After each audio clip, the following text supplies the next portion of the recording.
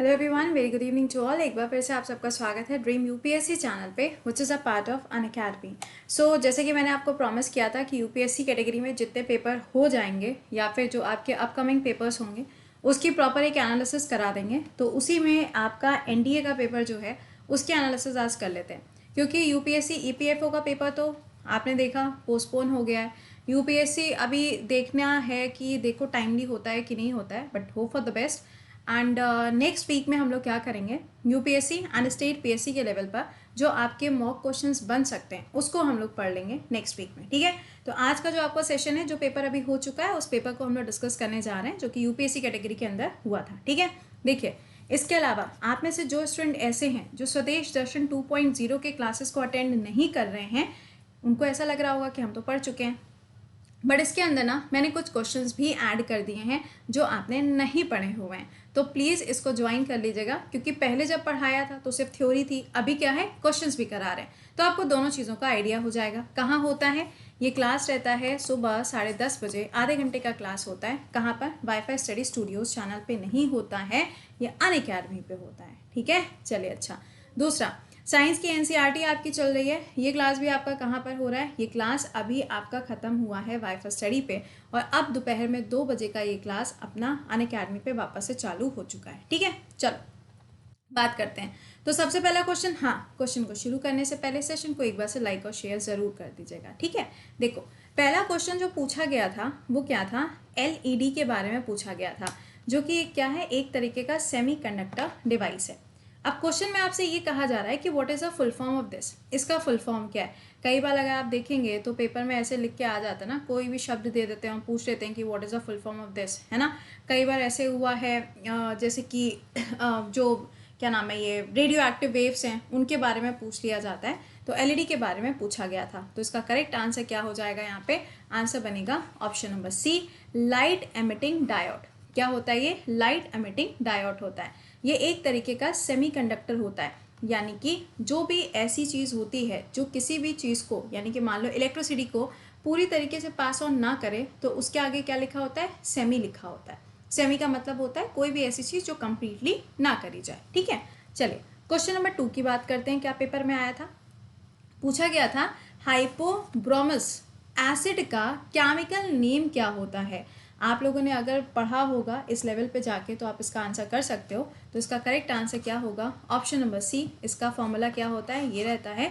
और अगर इसके नाम की बात करी जाए तो हाइपोब्रोमस के नाम से इसको जाना जाता है। तो कई बार ऐसा होता है कि ऐसे क्वेश्चंस आते हैं एंड ये सवाल पूछा गया। अगला सवाल पूछा गया था कि जो एक्सोस्फीयर लेयर होती है, हमारे एटमॉस्फेयर में अलग अलग लेयर होती है ना, ट्रोपोस्फियर, स्ट्रेटोस्फियर, आयनोस्फियर, मीजोस्फियर, ये सब होती हैं। तो एक्सोस्फीयर में कौन कौन सी गैसेस पाई जाती हैं? देखिए, इजी सा है कॉन्सेप्ट। अर्थ के सबसे पास में जो लेयर पाई जाती है वो कौन सी है? ट्रोपोस्फियर है।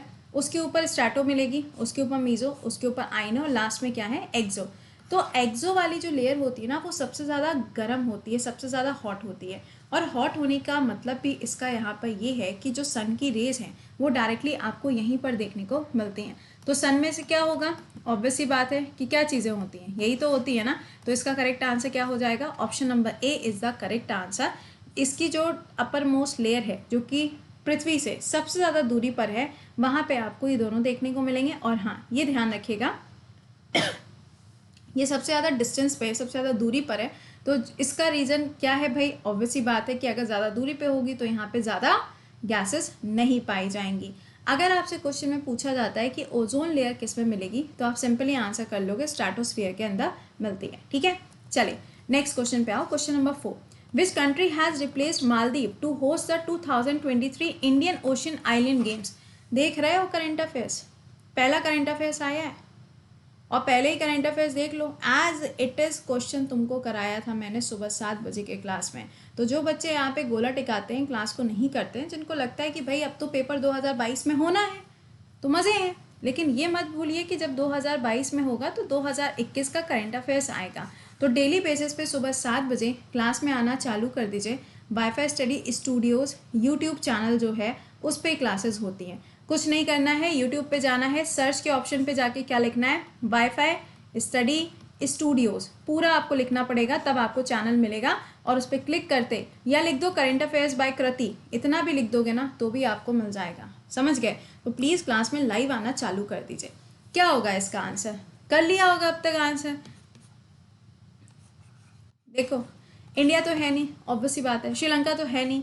मेडागास्कर इतनी कोई मतलब बहुत ही बड़ी कोई कंट्री नहीं है कि जहाँ पर इतना कुछ हो सके, है ना। तुम्हारे दिमाग में यही चलेगा, बट इसका आंसर क्या हो जाएगा? इसका आंसर बनेगा मेडागास्कर। देखिए, मॉरिशस की अगर हम बात करें तो मॉरिशस जो है ये काफ़ी छोटी कंट्री है। अभी आपने देखा होगा कि इंडिया ने इनको फंडिंग भी किया था, तो ये इतनी ज़्यादा कोई बड़ी कंट्री नहीं है, ठीक। सेकेंडली, जब हम इंडियन ओशन रिम की बात करते हैं तो इंडियन ओशन रिम के अंदर जितने भी मेंबर्स आते हैं उनका जो एक हेडक्वार्टर है, यानी कि जो इंडियन ओशन रिम का हेडक्वार्टर जो है वो भी कहाँ मिलेगा? मॉरिशस के अंदर, जिसकी कैपिटल क्या है? पोर्ट लुइस है, ठीक है। चलिए, मेडागास्कर। अगला देखो भैया, recently a state emergency has been declared in which of the following country. इसमें से कौन सी ऐसी कंट्री है जहाँ पे स्टेट इमरजेंसी अभी हाल ही में लगाई गई? तो देखो, मालदीव्स में तो नहीं हुआ ऐसा, भूटान में भी नहीं हुआ, नेपाल में भी नहीं हुआ, तो फिर कहाँ हुआ होगा? म्यांमार के अंदर। म्यांमार के अंदर मैंने आपको पढ़ाया था कि मिलिट्री ने क्या किया है? कू वहाँ पर किया है, यानी कि वहाँ पे जो सरकार बनी हुई थी, एनपीपी की जो गवर्नमेंट बनी हुई थी, यानी कि आंग सान सूकी की, उसको पूरी तरीके से हटाकर उन सारे के सारे लीडर्स को हाउस अरेस्ट किया गया और वहाँ पे क्या कर दिया गया? मिलिट्री इस टाइम पे रूल कर रही है। वहाँ की जनता को वहाँ की मिलिट्री ही मार रही है, ये आपको बता दें। और कुछ ऐसी सिचुएशन आपको पाकिस्तान के अंदर भी देखने को मिल रही है, वहाँ पे भी सिविल वॉर जैसी सिचुएशन आ चुकी है, ठीक है। अगला सवाल, सैयद मुश्ताक अली ट्रॉफी 2021 ये कहाँ पर हुई थी या कौन सी टीम ने जीती थी? ये क्वेश्चन में पूछा गया। यार मतलब अब इतने को ईजी क्वेश्चन में अगर गलत करके चले आओ ना तो कूट दिए जाओगे बताने। और हाँ, सेशन को प्लीज़ एक बार से लाइक और शेयर किया करो। ये इस चैनल के सेशंस को आप लोग ज़्यादा देखते नहीं हो, पता नहीं क्यों ऐसा करते हो, बट आप ज़रूरी थोड़ी ना एक ही क्लास में सारी चीज़ें हम करा पाएँ, ऐसा पॉसिबल तो है नहीं। तो जब आपको कोई एक्स्ट्रा क्लास कराया जाता है तो उसे देखना की होती है, ठीक है। इसका आंसर क्या बनेगा? आंसर हो जाएगा, ऑब्वियस सी बात है, तमिलनाडु, ठीक है। अच्छा सर, अगर हम ये सैयद मुश्ताक ट्रॉफी की बात करें तो ये तो बात हो गई तमिलनाडु। इसके कैप्टन कौन थे? दिनेश कार्तिक इसके कैप्टन थे, आपको याद होगा। और अभी अगर हम दिल्ली की जो आईपीएल टीम है उसकी बात करें तो उसके कैप्टन कौन बने? ऋषभ पंत। ज़रूरी है क्या मैम ये याद रखना? हाँ जी ज़रूरी है। क्यों ज़रूरी है? क्योंकि आईसीसी ने जो ये प्लेयर ऑफ द मंथ जनवरी के अवार्ड दिया था, वो अवार्ड सबसे पहले किसको गया था? ऋषभ पंत को दिया गया था, ठीक है। क्वेश्चन आ रहे हैं कि नहीं आ रहे हैं? कमेंट बॉक्स में लिखते जाया करो, क्योंकि कमेंट तो हम पढ़ते ही पढ़ते हैं, ऐसा तो है नहीं कि कमेंट नहीं पढ़ते हैं हम। तो कमेंट बॉक्स में लिखते जाया करो, हाँ मैम आंसर्स आ रहे हैं, हमको अच्छा लगा कि मेरे को आंसर्स आते हैं, ऐसा कुछ बता दिया करो, है ना। चलिए अगला, tableau of which of the following state और union territory was adjusted best in the Republic Day parade. अब ये मत कहना कि मैम आप इस पे हंसी क्यों मत, भाई हम लोग ऐसी एज इट इज़ क्वेश्चन का स्टेटमेंट बनाते हैं और एज इट इज़ क्वेश्चन उठ के आया था। आंसर क्या होगा? यूपी बनेगा, और क्या होगा? भूल गए? अयोध्या का जो राम मंदिर था उसी को तो यहाँ पे अवार्ड दिया गया है, और इसके साथ में जो स्कॉच अवार्ड दिया गया है वो स्कॉच अवार्ड भी किसको मिला है? अयोध्या को ही दिया गया है। अयोध्या जो है वो कौन से रिवर के किनारे पर है? तो सरयू नदी के किनारे आपको इसकी लोकेशन मिलती है। अगला सवाल, एक्सरसाइज डेजर्ट नाइट 21 सवाल में आपसे कहा जा रहा है कि भारत के साथ में ये जो एक्सरसाइज है ये कौन से देश की हुई थी? मतलब ये दिन आ गया है कि ये मुझे तुमको बताना पड़ेगा। एक्सरसाइज डेजर्ट नाइट 21 जो है ये कहाँ पे हुई थी? ये राजस्थान के अंदर हुई थी। कौन कौन से देशों के बीच में होती है? तो फ्रांस के साथ में इसका आयोजन किया गया था, और ये ध्यान रखिएगा ये एयरफोर्स की थी। आंसर आया कि नहीं आया? अगला सवाल, व्यास रिवर जो है वो हिमाचल प्रदेश और पंजाब में जाती है, ठीक है, और ये किसको जाके ज्वाइन करती है? सिंपल सा कॉन्सेप्ट है, कोई रॉकेट साइंस नहीं है। देखो, इंडस रिवर जो है उसमें आके चेनाब मिलती है, पढ़ाया हुआ है मैंने, कुछ नई बात नहीं बताई। और जब ये सतलज रिवर आती है तो इसमें कौन सी आके मिलती है? व्यास रिवर आके मिलती है। तो ये ध्यान रखिएगा कि ये किस में जाके मिलेगी, तो ऑप्शन हो जाएगा सतलज रिवर में मिलेगी। अगर आपसे हिमाचल प्रदेश की सबसे इम्पॉर्टेंट रिवर पूछी जाए तो वैसे तो रावी भी है, सतलज भी है, लेकिन व्यास याद रखनी है। क्यों? क्योंकि व्यास पे ही आपको क्या मिलेगा? पौंग डैम मिलेगा। और यहाँ पे अभी हाल ही में अगर आपको याद आ रहा हो तो यहाँ पे भी हाल ही में क्या हुआ था? कुछ याद आया? क्या था? एवियन इन्फ्लुएंजा के सबसे ज़्यादा केसेस हिमाचल प्रदेश के अंदर यहीं पर देखने को मिले थे। अगला सवाल देखिए, the natural vegetation which covers the maximum geographical area of India इसमें से कौन से टाइप के फॉरेस्ट हैं जो कि हमारे देश के अंदर सबसे ज़्यादा पाए जाते हैं? चलो इसका आंसर लो, ये पढ़ाया हुआ सवाल है, स्पेशल क्लास में एज इट इज क्वेश्चन पढ़ाया था। उम्मीद करेंगे अब तक आंसर कर लिया होगा। आंसर क्या बनेगा इसका? Option number 1 is the correct answer, है ना। देख लो एक बार से, देख लेते हैं। डेसिडुअस फॉरेस्ट है जो आपका ये एमपी, ये राजस्थान या यूपी का साउथ पार्ट या बिहार का जो ये साउथ का पार्ट है, ये पूरा का पूरा एरिया देखोगे ना तो डेसिडुअस है, ठीक है। ट्रॉपिकल एवरग्रीन फॉरेस्ट कहाँ पे पाए जाते हैं? तो ये आपके वेस्टर्न घाट, ईस्टर्न घाट, और अगर आप देखोगे तो नॉर्थ ईस्ट के एरिया में पाए जाते हैं। थॉर्न फॉरेस्ट कहाँ होगा? राजस्थान के अंदर। और माउंटेन फॉरेस्ट कहाँ होंगे? जहाँ पे माउंटेनियस एरिया होता है। अगला सवाल, फंडामेंटल राइट्स है या फिर फंडामेंटल ड्यूटीज़ है या फिर स्टेट की पावर है या फिर रिट है? आपको बताना है कि आर्टिकल नंबर 51A जो है, जो कि हमारे कॉन्स्टिट्यूशन के अंदर पार्ट नंबर 4A के अंदर दिया गया है, ये किस चीज़ के बारे में बात करता है? रुलाएगा क्या ये पेपर? मालूम है ना ये पेपर कौन सा है? एनडीए का पेपर है, ठीक है, समझ लो बेटा। मतलब जो चीज़ें तुमको पढ़ाना है तुम एनडीए भी क्लियर कर सकते हो, एनडीए तो छोड़ो, तुम स्टेट पीएससी भी क्लियर कर सकते हो, और थोड़ा सा फोकस कर लो तो तुम यूपीएससी भी क्लियर कर सकते हो। तो कोई रॉकेट साइंस नहीं है, वही जो चीज़ें हम पढ़ते हैं, सिर्फ और सिर्फ क्वेश्चन का लेवल चेंज होता है, बाकी सब एज इट इज़ रहता है। समझ गए? इसका आंसर होगा ऑप्शन नंबर ए। देखिए, यानी कि फंडामेंटल ड्यूटी, सिंपल सी बात है। कितनी बार तुमको बताया है कि जो फंडामेंटल ड्यूटीज़ हैं वो हमारे कॉन्स्टिट्यूशन के पार्ट नंबर 4A में दी गई हैं। अगर 4 की बात करी जाए तो ये क्या हो जाएगा? डीपीएसपी है। आर्टिकल नंबर कितना है? 51 है, ए। लेकिन इसको जब जोड़ा गया था तो स्वर्ण सिंह कमेटी के कहने पर जोड़ा गया था, और अमेंडमेंट कौन सा हुआ है? 42nd कॉन्स्टिट्यूशन अमेंडमेंट एक्ट किया गया था। इसके अंदर टोटल कितनी ड्यूटीज़ आती हैं? 11 ड्यूटीज़ आती हैं, हम सभी लोग जानते हैं, तो ये आपको यहाँ पर ध्यान रखना है, ठीक है। चलो नेक्स्ट क्वेश्चन पे आओ। The headquarter of south eastern railway is located at. तो ऐसा नहीं है कि एनडीए के पेपर में रेलवे नहीं पूछा जाएगा, रेलवे का सवाल नहीं बन सकता, ऐसा नहीं होता है। इसमें भी रेलवे के बेसिस पे क्वेश्चन पूछे आ सकते हैं। तो इसका आंसर क्या? Option number C, that means Kolkata. अब सुनो, अगर आपसे सवाल में कहा जाता है कि ये बताइए इंडिया में टोटल कितने रेलवे जोन्स हैं, तो आप बोलोगे 18। अगर आपसे कहा गया कि जो एक्वार्ड कमेटी बनाई गई थी, इन्होंने क्या किया था? तो इन्होंने एक सिंगल बजट प्रेजेंट करने की बात कही थी, यानी कि यूनियन बजट और रेलवे बजट साथ साथ में। लेकिन जब विवेक देबरॉय कमेटी आती है तो इन्होंने क्या किया? रेलवे बजट अलग और यूनियन बजट जो था वो अलग प्रेजेंट किया गया, ठीक है। तो ये ध्यान रखिएगा, इंपॉर्टेंट है। जोन 18 है, बता दिया। अगला सवाल, which one of the following cloud is the rain bearing clouds? यानी कि कौन से इनमें से ऐसे टाइप के बादल होते हैं जिसमें बहुत ज़्यादा बारिश होती है? देखो, निम्बू स्ट्रेटस तो नहीं हो सकता। क्यों? निम्बू को देखो कैसे समझना है, नींबू की तरीके से। जब नींबू आप निचोड़ते हो तो क्या होता है? हल्की हल्की सी, मतलब छोटी छोटी सी बूंदें गिरती है ना, ऐसा तो है नहीं बारिश आ जाती है। ऐसा तो है नहीं ना कि नींबू निचोड़ा तो अचानक से खूब सारा नींबू का रस गिर गया, ऐसा तो नहीं होता। तो ये तो देखो, ये तो नहीं है, ठीक है। अगला क्या है? क्यूमुलस, स्ट्रेटस एंड सिरस।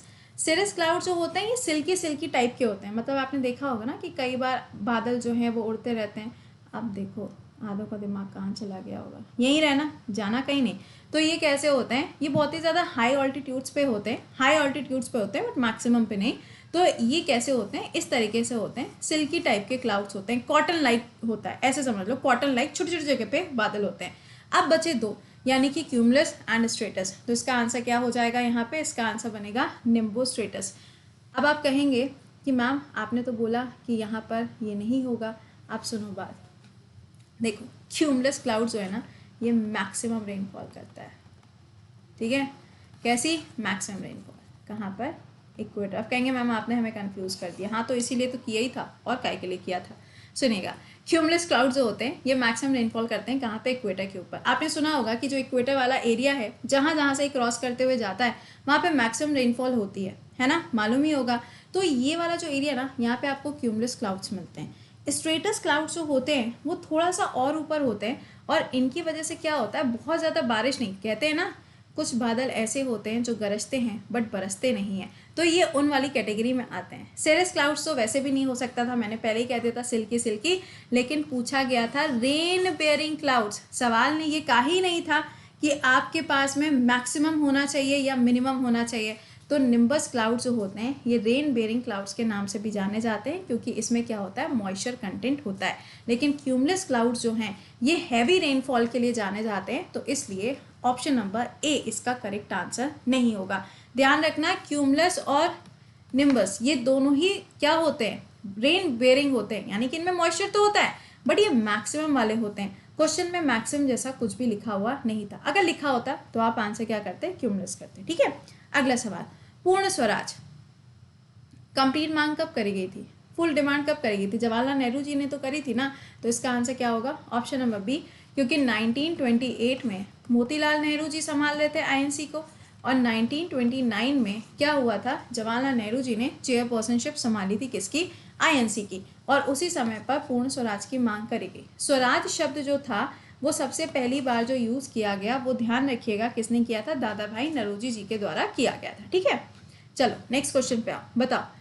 सवाल में कहा जा रहा है 2 दशक के पश्चात दक्षिण अफ्रीका से वापस आने पर महात्मा गांधी जी ने सबसे ज़्यादा इम्पोर्टेंट उनके समय पर अगर देखा जाए तो कौन सा वाला मूवमेंट, या फिर आप कह सकते हैं कि एक कुछ ना कुछ उन्होंने कुछ सभा वगैरह का आयोजन किया था क्या, कहाँ से वापस आने के बाद, अफ्रीका से वापस आने के बाद में। तो इसका आंसर क्या हो जाएगा, सिंपल है, इसका आंसर हो जाएगा चंपारण। देखिए, जब साउथ अफ्रीका से महात्मा गांधी जी वापस आते हैं 1915 में, तो सबसे बड़ा जो एक मूवमेंट होता है जिसमें राजकुमार शुक्ला जी जो होते हैं वो इनविटेशन देते हैं किसको, महात्मा गांधी जी को, कि आपने वहाँ पे साउथ अफ्रीका में इतने सारे मूवमेंट्स किए हैं तो यहाँ पे भी एक क्यों ना करें। तो चंपारण सत्याग्रह जो है वो किया जाता है भारत के अंदर, और ये ध्यान रखिएगा कि ये तिनखटिया सिस्टम के नाम से भी जाना जाता है। 3/20 का रेशियो रहता है, और इसके अंदर इंडिगो जो होती है ना उसका इस्तेमाल के लिए यहाँ पर प्रोटेस्ट होता है कि यूरोपियंस कहते हैं कि इसकी खेती करो, भारतीय कहते हैं नहीं करेंगे, महंगी है भाई। चलो अगला सवाल, point of origin of earthquake wave is known as, एक ऐसी जगह जहाँ से अर्थक्वेक की जो वेव्स हैं वो ओरिजिनेट होती हैं, उनकी उत्पत्ति होती है। तो इसका आंसर क्या बनेगा भैया, इसका आंसर हो जाएगा ऑप्शन नंबर बी, यानी कि फोकस। और जहाँ पे जाके ये टकराती हैं उसे हम क्या कहते हैं, इपी सेंटर के नाम से जानते हैं। अगला सवाल, which one of the following planet has the high density, इसमें से कौन सा ऐसा ग्रह है जिसकी जो डेंसिटी है, जिसका जो घनत्व है वो आपको बहुत ज़्यादा देखने को मिलता है। तो इसका आंसर क्या, option number D, that is Earth. देखो मर्क्यूरी जो है ना, ये तो आपको मालूम ही है कि सन के बिल्कुल पास में, सभी लोग जानते हैं, राइट। और यहीं पे अगर आप देखोगे तो इसके बगल में वीनस होता है। जुपिटर जो है वो सबसे बड़ा प्लैनेट है, ठीक है। अगला सवाल, basket of eggs topography is related to, यानी कि कई बार आपने देखा होगा, जैसे कि कल के क्लास में मैंने पढ़ाया था आपको कि क्लास 10th में आपने टोपोग्राफी पढ़ी होगी, राइट। तो उसी में ये जो सिंबल होता है बास्केट ऑफ एग्स, ये क्या दिखाता है, तो ये बताता है आपको क्या, ड्रमलिन्स। ये क्या होता है, देखो सिंपल सी बात है यहाँ पर, अरे यार ये इसको थोड़ा सा करेक्ट कर लेना, ठीक है। ये इसकी हिंदी जो है वो यहाँ पे लग गई है, वो क्रॉप करते टाइम पे थोड़ा सा गड़बड़ हो गया, ठीक है। तो ये ध्यान रखिएगा, इसको क्या कहते हैं, ड्रमलिन्स के नाम से इसको जाना जाता है, ठीक। अच्छा अगला देखो, who among the following was considered to be the preceptor of Mirabai, Mirabai के प्रिसेप्टर के नाम से किसको जाना जाता है, मतलब गुरु के नाम से, मतलब प्रीस्ट जो थे उनके नाम से किसको जाना जाता है। तो इसका आंसर क्या होगा, सूरदास बताओगे, नहीं, इसका आंसर सूरदास नहीं है, इसका आंसर क्या है, रायदास। सूरदास जी मार्क करके मत चलाइए। अगला सवाल आपको बताना है यहाँ पर, which among the following is the longest latitude, सबसे लंबा जो लैटिट्यूड है ना, ये ध्यान रखना, लॉन्गिट्यूड और लैटिट्यूड। लैटिट्यूड ऐसे लंबे लंबे वाली लाइनें होती हैं, लॉन्गिट्यूड ऐसे वाली जो लाइनें होती हैं वो होती हैं। इसका आंसर क्या होगा, ऑप्शन नंबर ए, 90 डिग्री वाली जो होती है वो सबसे लंबी होती है, ठीक है। चलो नेक्स्ट देखते हैं, Caple island is completely breach, मतलब एक ऐसा आइलैंड जो पूरी तरीके से बर्बाद हो चुका है। ऐसे कहते हैं ना कि कहीं पर अगर टेम्परेचर बढ़ गया या कम हो गया तो वहाँ की जो कोरल रीफ्स होती हैं वो क्या होती हैं, पूरी तरीके से डैमेज हो जाती है। तो आपसे सवाल में कहा जा रहा है कि ये जो आइलैंड है यहाँ पे आपको इसमें से क्या चीज़ देखने को मिलती है। तो इसका आंसर क्या हो जाएगा, सिंपल, इसका आंसर स्टारफिश यहाँ पे पाई जाती है। जैसे कि मैं आपसे कहूँ लक्षद्वीप, तो आपको मालूम है यहाँ पे टूना फिश पाई जाती है, तो केपल आइलैंड में क्या पाई जाती है, स्टारफिश पाई जाती है।